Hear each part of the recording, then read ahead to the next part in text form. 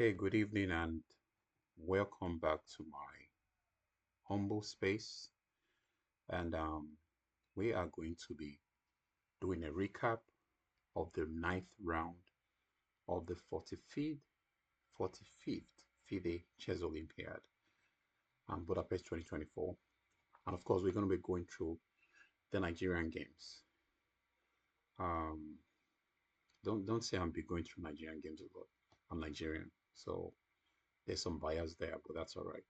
So this is the ninth round when the Nigerian played against the Tajikistan team.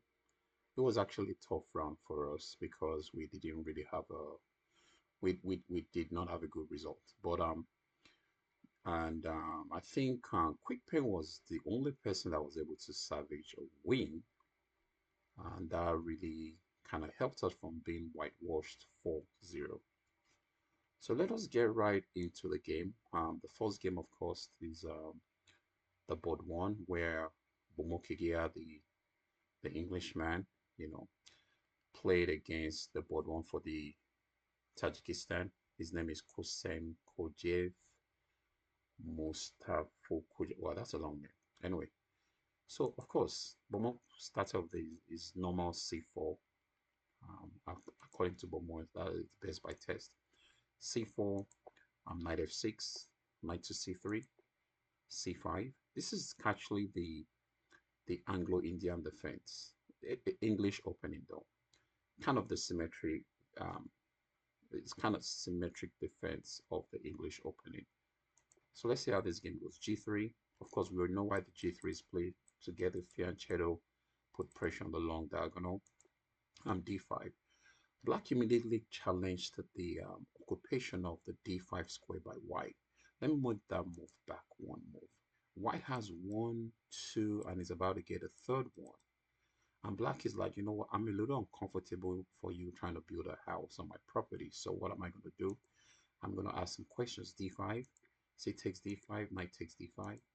Bishop to G2, attacking the knight on D5 twice. Knight on C3, bishop on G2. So the knight simply steps back to the C7 square, still keeping an eye on the D5 square. So yes, black says, I'm just going to keep an eye on that and see what happens. B3 is played. Bomo is going for the double fianchetto. It's a very flexible system where white just has his bishop's fianchetto and both bishops crisscrossing over the chessboard. I'm waiting for any opportunity to snap something off the board. Always have to watch out for those bishops. E5 was played. Bishop to B2, bishop to E7, rook to C1, an interesting move by white. White has ideas of moves like knight to E4, putting pressure on the pawn on C5, maybe bishop A3, also putting pressure there. So rook C1 is played. F6, very strange move, but very effective move. We don't really have to worry so much about the diagonal that leads to the king because the bishop that could cause harm to that king is on G2 looking on the queen side. So we can excuse the F6 for now. Let's keep going. Knight to F3, castles, castles, knight to C6. And I've said this in my earlier videos. Um, White and black pretty much tries to get their minor pieces on the best squares possible before actually trying to figure out what's the best plan. You have to have an idea where your minor pieces belong before you actually say, this is what your plan is. This is what you intend to do with the position. Let's keep going. D3. I like the D3 move. Personally, it's a move I would have played, but at this point, the engine says Bomo actually gave a little bit of advantage to the opponent. And the engine actually suggested the move E3. Probably the idea is to play D4 in one move. Because later on in the game, Bomo actually played E3, trying to play D4. By that time, it wasn't so favorable for him. So actually, like, I think I have an idea why the engine is suggesting E3 here, not D3. But like I said, if D3 is the move I would have played myself. Why? So that I can bring my knight to C4, put pressure there without having to worry about the pawn push. So bishop E6, knight to C4, putting pressure on C5. B6, defends the pawn. Solid position, defends the pawn. Now, black has to be careful along this diagonal. The sniper on g2 is right here, just looking all the way down. So you have to be very careful about that. Now e3 is played. Now this is the point I was trying to make earlier on. E3 is played here, and the engine just gives black more advantage. Knight b4, black immediately hits on the d3 pawn and the a2 pawn. It's fair to say at this point, Bomo is actually trying to struggle. I don't think the opening has gone as good as he had expected it, and based on what we're seeing right now. And let us see how the game continued. So d4 was played. F5, that's a very interesting move, forcing the knight away from the active e4 square. The knight has to either come to c3 or d2, but either way, not looking so good for white. Not that white is losing, but you know, it takes a little disadvantage here, little disadvantage there, and if you put them all together, they could really amount to something. So, and that's always very important to understand the openings you're playing. Not that Bomo doesn't understand his opening, but I think the way things have gone, I don't think he planned it to be this way. But let's keep going. So, f5 was played, knight to c3, e4 is played, knight to d, e1. Now, at this point, the engine gives black an advantage. I would say, yeah, an advantage. A clear advantage, maybe I would say. -1 is like a clear advantage. Maybe not winning, but a clear advantage. Because looking at the way white's minor pieces are not looking so good. The bishop on g2 is shut off due to the pawn chain f5 and e4. The knight on e1 doesn't have a whole lot of choices. You can't go to d3, you can't go to f3, you can only go to c2. The bishop on b2, maybe this is one of the only few things that white has working well for him. And of course, the queen not having a lot of squares to move to is not a good idea. So let's keep going. Captures on d4, captures back. Already, this is really good for black. Why? Now white has an isolated pawn on d4 that can be blockaded. Blockading this pawn keeps his bishop away from action. And if the d pawn is blockaded, knight here doesn't do much, bishop on g2 doesn't do much. It's a matter of black just arranging its pieces to the best possible squares and coming with an onslaught, which I don't think white is going to be able to survive. But let's keep going. Still the game. Even if when you have an advantage in game of chess, you still have to find a way to make it work. You have to find a way to score your point. So bishop to f, g5 is played, putting pressure on the rook on c1, displacing the rook to b1. Knight to d5. We talked about the knight moving to d5, creating the blockade on the pawn on d4. Black is simply really looking good here. I mean, queen d7, rook to c8. Black has a whole lot of things going on. And white's position is no, I don't think this is what white planned when he decided to go for this opening. Now, you can't say, well, you want to get rid of the knight here. It might just simply come to d3, you know, putting more pressure on your position. So let's keep going. Knight captures back. And that is one thing with chess. Whenever you're cramped, you want to exchange pieces.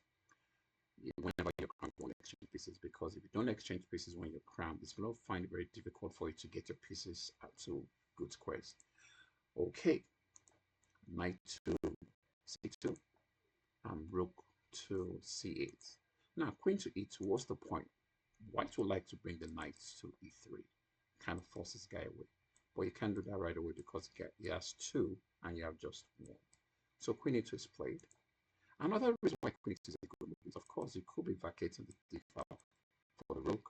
If you're going to move the rook to the d file, I think maybe the c rook might be better. I mean the b rook, not the f rook. The f rook might be used on this file. Just thinking out loud.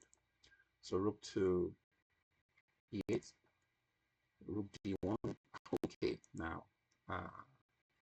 yeah, and I just mentioned about which rook to go to 1 on d1. I prefer the b rook, not the f rook. After the f rook in this position, it's -3. So say white has a, I mean, black has a winning advantage. So it's going to be very difficult for white to salvage this game. But let's see how the game went. Bishop to f7 and bishop to h3, putting pressure on the pawn on f5. Um, it's like you want to exchange, go ahead and have it. Now, the problem with this exchange sacrifice is, you know, after the move f3 with the pawn, after the move f3 with the pawn on e4 defended, white's king is going to be very compromised. It's going to be very hard for white to find a way to defend this king. And if you look at white's pieces, they don't look so good. Even the queen, they don't look so good. This is a very interesting exchange sacrifice, which white took. And after this exchange sacrifice, it's pretty much, think about this. Queen is inactive, the rook is inactive, thanks to the knight blockading the pawn that shuts the bishop, the knight, the rook out, even the rook on b1. So we can pretty much just take all these four pieces, 1, 2, 3, 4. We could just put them to the side of the board, and we just know that all we have is a coin, really, because this knight's beast of a knight. So knight to e1. And one thing about chess, you have to keep looking for ways to create play, no matter how bad your position is. You have to keep looking for ways. f3, that move was queen f1. What a move! What a move! Right now, the queen has only one good move. Every other square, oh sorry, two good moves. We have c4 and b5. You can go to g2, you can go to h3, you can go to e2, you can go to d3. This is not good. You can go to a6. This is not good. So e3, white just keeps pushing the pawn. The simple threat is to push the pawn to e2, creating the fork and just crushing through. Captures, knight takes, gets the exchange back, still has the bishop here. The bishop on b2 is still shot out of the board of the game. Rook on b1 is not doing anything. Rook on d1, well, that rook is about to be out of the board. So this was, I don't know where white went wrong. I could say the transposition. I think the transition between the opening and the middle game, white went wrong somewhere. Queen takes f3. Black said, no, I'm not so keen about your exchange. I want more pressure. Bishop to e4. Check out the black pieces and check out the white pieces. You know, sometimes, you know, these are things you want to play for. It's not just about the value of the pieces, but the value of the pieces based on the position. Bishop to d5, rook to c1, queen to a6, queen to a6. Queen here is very strong. For example, if the queen comes to f2, I think we can play rook here. I think, and this is unstoppable. And this was an unfortunate loss for FIDE Master Bomo. Let us get right into the next game. The next game was played by Abimbola Oshofre, and I think this is a game he actually had an advantage, and he just somehow blew it. Whatever the case was, I have no clue. Was it fatigue? Was he seeing ghosts? We have no idea.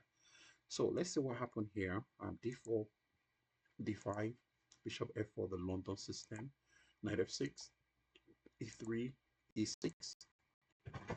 These are all standard moves. These are all standard moves.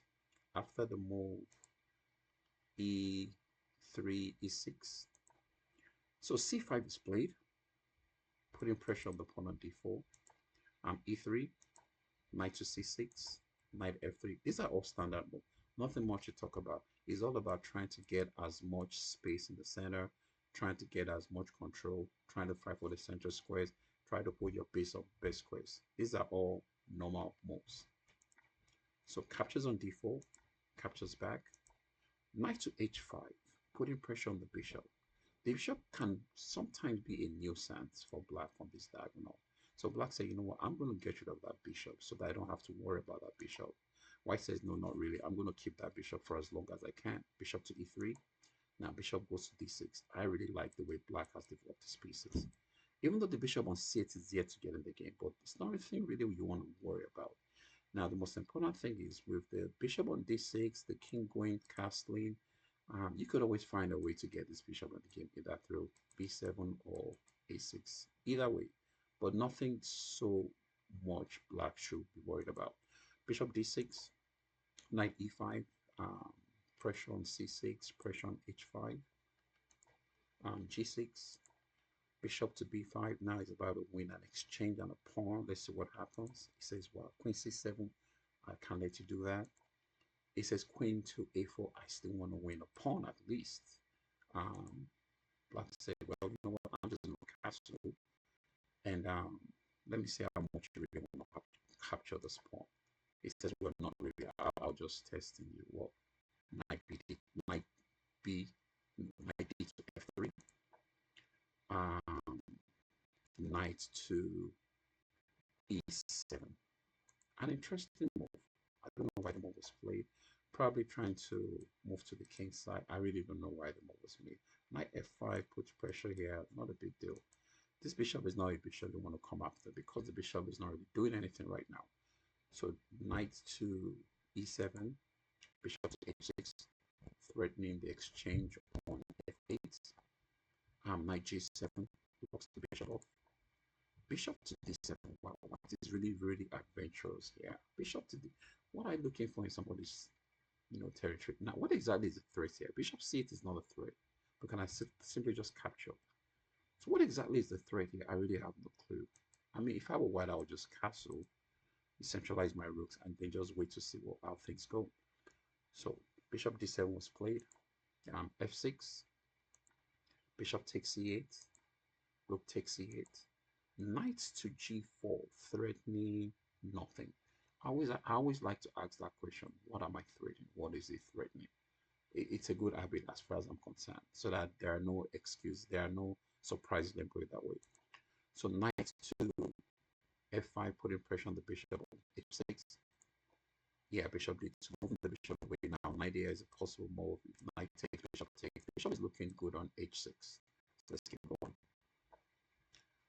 g5 says, you know, I don't want your bishop going to your knight going to my h6. So h3. It's like almost as if white has a death wish. I don't know why the king is in the center after all this moves. Well, theory says, in the opening, control the center of your pawns. The minor pieces, keep your king safe. Another thing I always say is, yes, that's what theory says, but at some point in time, you have to actually know the rules to be able to break the rules. But for whatever reason, white is keeping this king in the center. I have no clue. Don't surprise when bad things happen. So queen to b6, putting pressure on b2. White castles long. That's very brave. Castling long. So if we could get a pawn, to b4, double the rooks on the c file, this might be a lot of problem for whites. So rook c4 gains a tempo immediately. Queen b3. Queen a6. This is not the time to exchange coins. When you have an opposite side castling, like we have on the board, the first person to make a contact with the opposite position always have an advantage. So exchanging the queen here it's a no-no, because you want to keep your queen to create some attacking possibilities on your opponent. So there are moves like b5, queen b6, a5, b4. Black is in the driver's seat. h4, that's a blunder. h4, king b1 would have been a good move. Yeah, anytime you see stuff like this, it's an extra attack. Yeah, it's not there, it's an extra attack. Get the king away from it. Things happen very fast. You might not have the chance to get that king away. So h4 was a blunder. h5 was played. Knight to e3. g4 was played. It takes the rook. Pawn takes, attacking the queen. It moves the queen. It loses the knight. And all of a sudden, Bimbo is up a piece and it's winning. Black is up a piece and is winning. But somehow, I don't know what happened. Bimbo was kind of able to throw this game away. I'm sure he must have felt bad, but this is chess. Having the one position is not enough. You have to learn to win it. Knight takes, queen takes. And I think what happened in this position was the king got really compromised. All of a sudden, even despite the fact that black has a his upper piece, two for one, the position is even. Now, why is the position even? This king is so exposed. Apart from the fact the king is exposed, the pawns protecting the king are kind of weak. Knight is, knight on an open position is not a good idea. The pawn pressure on east or on e6. Once this pawn moves, this pawn is weak. So it's not so looking good for black any longer. Although a few moves ago, this was just a totally one position for black. Captures, queen check, very strong move. King moves to h8. Rook takes, beautiful, sacrificing, and because like I said earlier, this king is left on its own. You don't leave your king alone and go shopping. Leave some bodyguards, leave some people to take care of it. There's absolutely not a single minor piece or major piece around this king. We have the queen and rook, you have lions around that. No, you can't do that. Rook takes, check, queen moves up, king moves up, check again. King steps to the side, says, I want to win this game. I'm not going to go for it. Repeat moves. It says, queen takes rook, takes back, captures on g7. King move, protects the pawn. Now we have the queen against the bishop and the rook. But the problem with this position is too many weak points for black. It's kind of hard to keep this position together. And king to g6. And king e2. King to g7. King d1. I don't know what black is doing here. What white is doing here. King b6. King d2.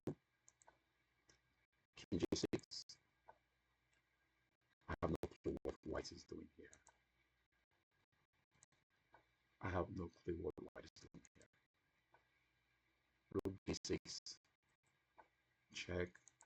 King moves. Check. King has to move again. Queen takes one. And before you know it, game was unsalvageable because their material balance was too much in blacks. Too much against black. Material balance was really good for white.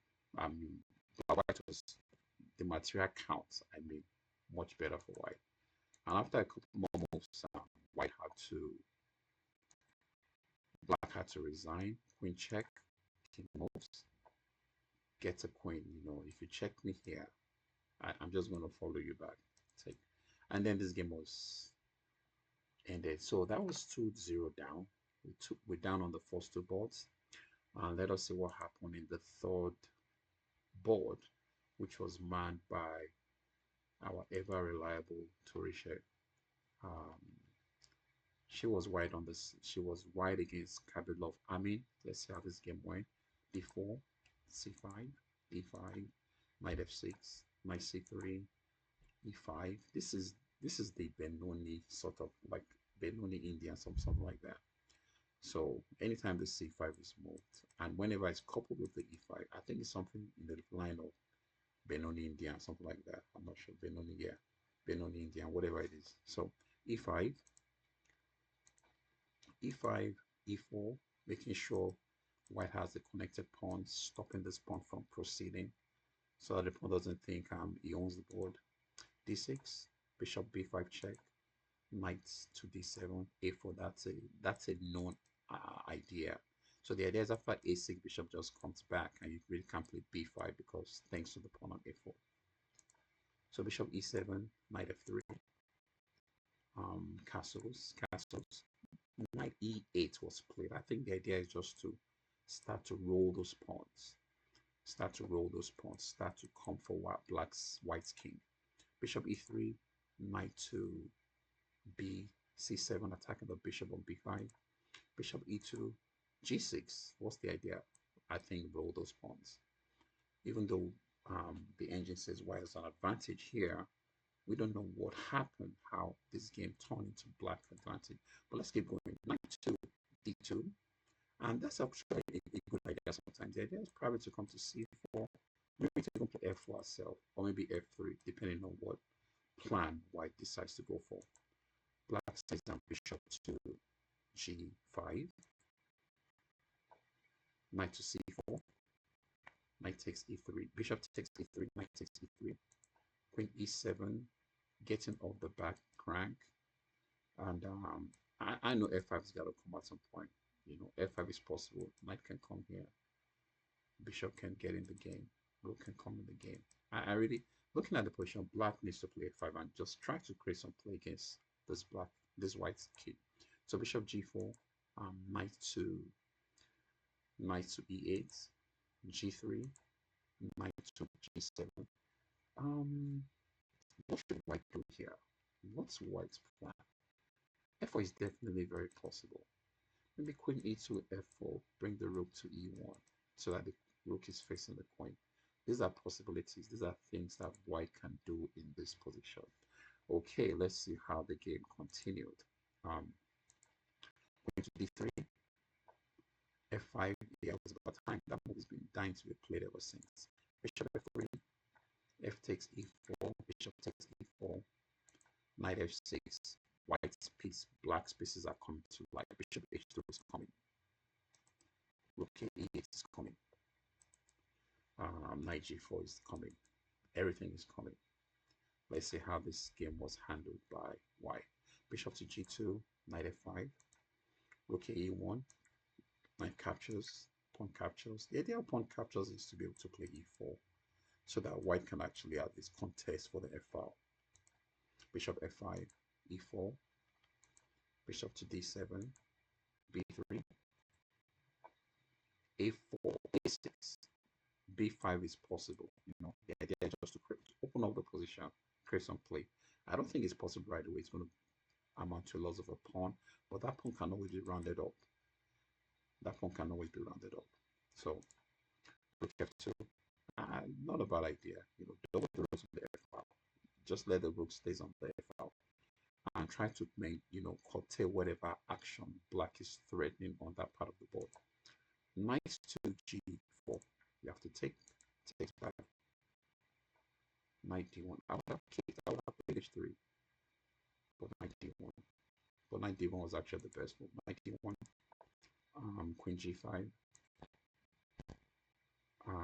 H3 is played. After the move h3, knight to f6. Queen e3, like let's exchange pieces. It makes a lot of sense. G4. I don't know if about G4. Maybe knight f2. Maybe knight f2. Just, you know, maybe knight f2. But we gotta be very careful moving pawns, because once you move your pawns forward, they cannot move backwards. Now, one of the drawbacks of the pawn g4 is this f4 space. Pretty much, this f4 square. Sorry about that. This f4 square is white pretty much concedes the f4 square, which can be used against white. So queen to f2, queen to h4, keeping an eye on f2. Rook also keeping an eye on f2. So let's keep going. Queen f2 wants to exchange so badly. Queen takes, knight takes, h5. h5 is played. After the move h5. Now let me say something real quickly here before we keep going. In this endgame, white stands a little worse. Why? If you look at the bishop, they have the same color bishop, but white's pawns are all on the light square. All. I didn't say some. All. That's a red flag. Because whenever you're going to an endgame, you don't want the pawns to be on the same color of your bishop, especially when your opponent has the same color bishop. That's a big problem for you. Even with equal number of pieces, things can go wrong very quickly. So captures, but remember the f4 square we talked about? Yeah. B5. Remember the b5 pawn push we talked about? Trying to create some play. There we have it. You see, the bishop g2 is just defending. It's just defending. I'm just trying to make it look good. I could have said spectating, but it's just defending. Knight f4 is going to be very strong. Putting pressure there, putting pressure here. So even though equal number of pieces, well, white doesn't really look good because white doesn't really have anywhere to create any kind of play to keep black busy, and put it that way. So bishop f3, tempo on the knight, trying to relocate the bishop to g4. He's done that, and that's a good idea. Anytime you have such a bad bishop, exchange it off. But hopefully you don't create another weakness. So rook a8, very good move. The only file, open file on the board. I know one thing about rooks. Rooks love open files. They say open file, they go for the open file. So knight f93, knight takes, rook takes, comes back to the other open file.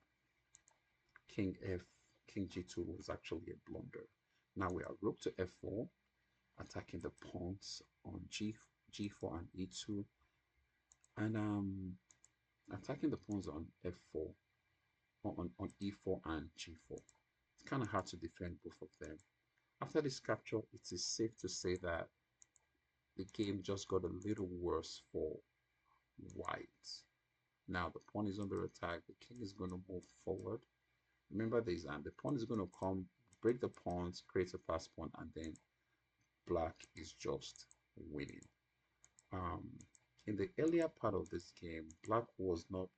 Black didn't have all this advantage. I just felt at some point in time, white just really misplayed this game in a number of ways. And yeah, the king is coming in, pawn push, king moves, yeah, check, and it's kind of the rest is history. Okay, let's check the last game of this ninth round, just played by Quickpen. Quickpen was able to salvage a win in this position, in this game, to save us from being whitewashed with a 4-0 score. I guess at this point they're getting tired. You can't really blame the Nigerian team. Having just 4 players to play all the rounds, not something they ever thought I was going to be imagined, because they actually had a full team. They had a number of good players that could have been there. But like I said in our earlier post, unfortunately the visas were denied, and unfortunately the visas were denied. They really couldn't get a team. So if you see some of the games here, the guys and girls, ladies are not playing well, gotta excuse them. No rest, nothing. Just keep playing. Um, by the grace of God, I know things will be different in the future. We'll be able to field our full team. So let us see the last game that was played by Quickpen. She was able to win this game and help us score a win. And this is the classical Sicilian. What do I mean by the classical Sicilian? Classical Sicilian, let me just say this real quickly. Classical Sicilian is always when you move your knight to c6. Yeah, it's the normal classical. Now, on the classical, you can have several lines like the Sveshnikov. You can have you can even have the Taimanov. You can even transport the Taimanov if black decides to play e6. But whenever you bring your knight to the c6 square, that's the classical Sicilian. So d4 captures back. Knight f6, knight c6, knight c3. e5. This is the Sicilian Pelican, also known as the Sveshnikov. So knight b5, d6, bishop g5. This is a line I know very well. This is a line I know very well. Although sometimes I don't play this line, but this is a line I know very well. Bishop takes f6, captures back, knight a3, b5, knight d5, bishop to g7, c3, castles, bishop to e2. I'm not so sure about that move.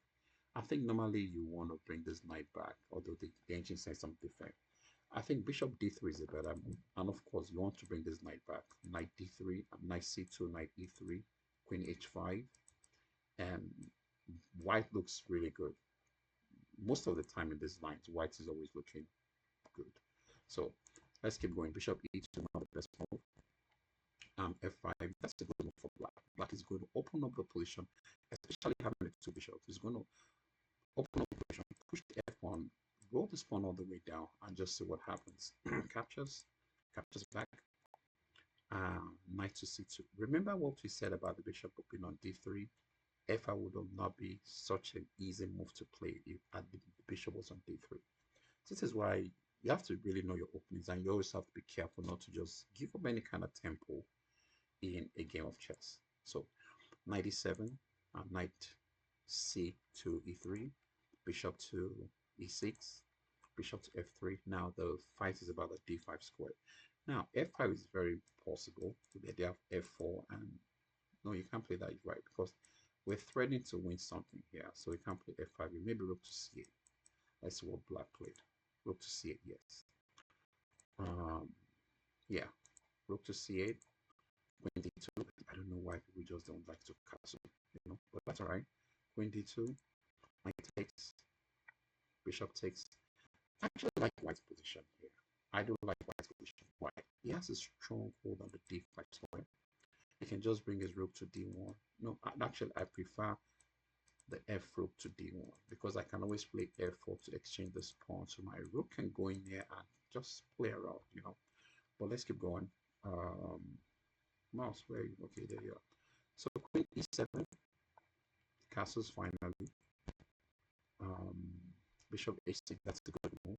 The idea is to, now after bishop takes, you can't take with the knight because of the queen. Well, you can because you're threatening that and that. You can, but we gotta do something about that pin. Look at d1.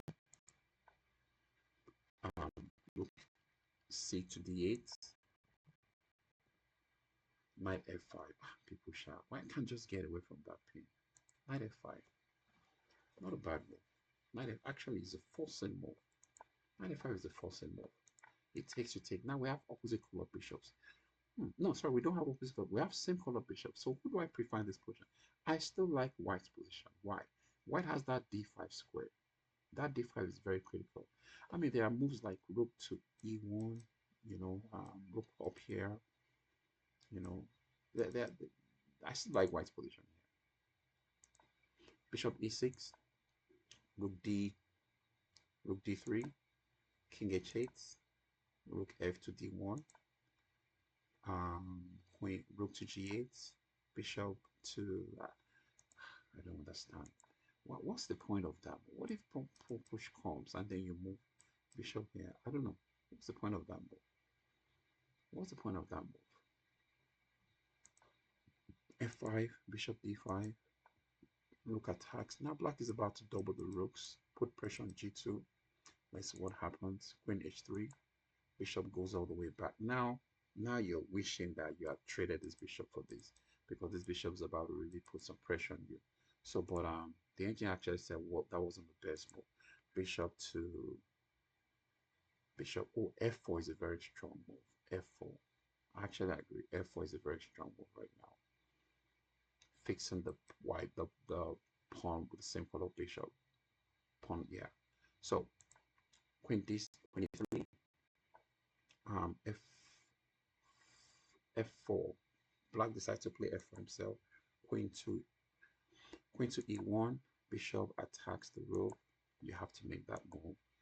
Threatening check and mate. Not necessarily, but there's pressure here. So how do we ease the pressure? G3, H4, trying to open up the position. White has been very passive, I should say. Can we? No, we can't take. We can't take it.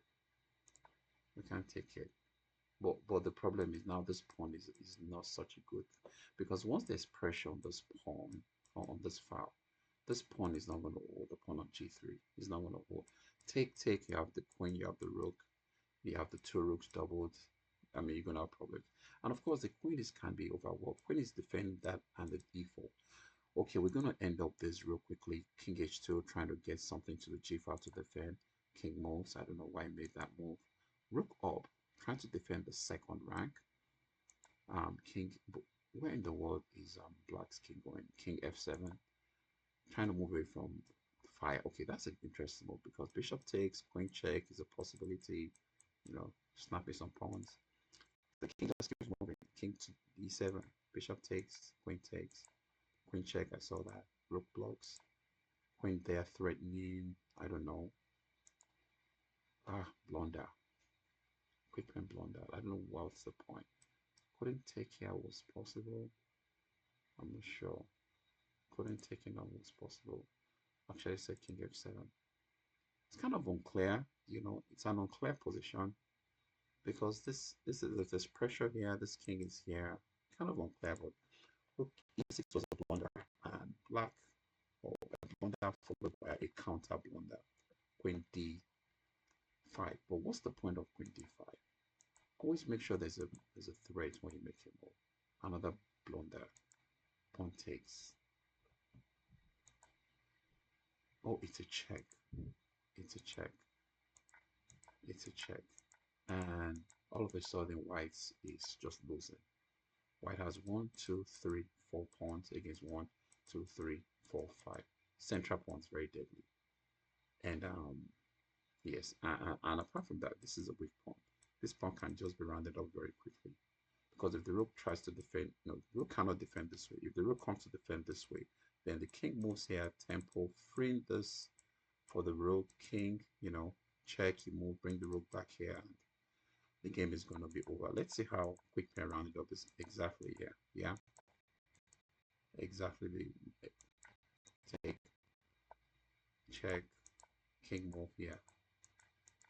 It's a matter of time. The game is going to be over. So this was how QuickTime was able to get a win for us in this auto connected. Come on, I'm still on this game. So QuickTime was able to get a win to salvage us from getting by the score 4-0. Like I said, it's very important that we note that it's a very high possibility of fatigue playing on these players. I'm going to say QuickPen, Torisha, Bomo, and Bimbo. Great job so far. You got one more round to go, and we're proud of the things you've done. And yes, putting your best in the last games, and whatever happens, happens. Next time, I just think we're going to have to do some things differently, not from our end because we did everything right. Okay, I think we're going to go for now. And please, if you haven't subscribed, kindly subscribe. I plan to do a lot of videos, and also, of course, your comments, your queries, your critic, whatever is welcomed. And see you all soon, very soon. And thanks for being here again. This is International Master Olada Padu, and bye for now.